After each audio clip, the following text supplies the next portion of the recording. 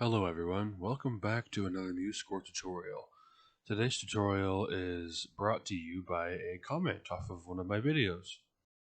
It says this: "Thanks for the info, but what I want to know is how do you mark the left hand piano and the right hand forte, the left hand soft and the right hand loud?" That is an excellent question. And as you can see, we have our tutorial score pulled up. And the first thing that we are going to do is View, Inspector.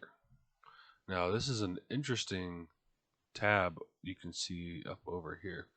As you can see there, it's blank for right now.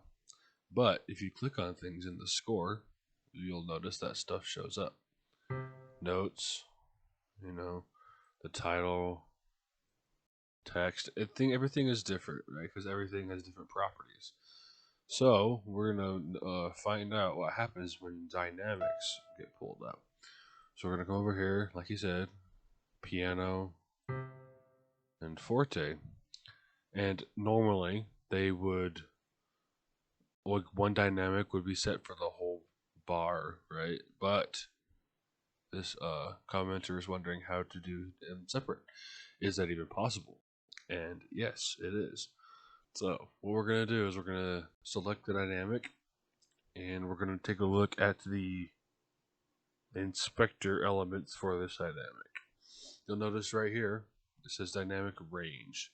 You select from part to staff, and that will set this dynamic for only this side of the staff. We can do the same for the forte.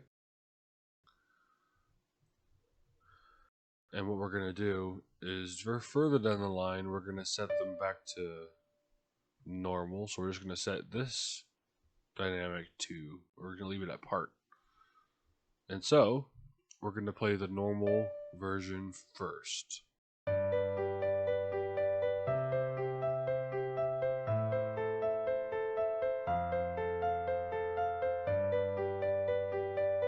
Okay, so that's both sides the same dynamic.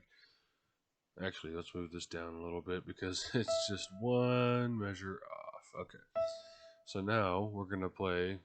We don't need to worry about this anymore. We're done with that. We have actually solved the issue right here. Well, not the issue. We have actually performed the function completely already. So let's take a listen to this.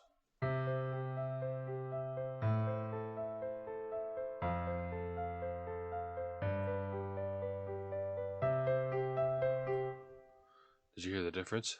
The top was really soft. The bottom was these nice pounding notes. And so often in music, you're going to want to do things like this with a piano score maybe. And so this is a very helpful tip for anyone who is doing piano music, or maybe has a score where a double staffed instrument needs to play two different dynamics at the same time. So that's what this tip is useful for. Well, that's it for now. This was a nice short comment video. I will see you next time for more Musescore tutorials. Have a great day, everyone. Thanks for watching. Don't forget to look out for new videos, and I'll see you next time.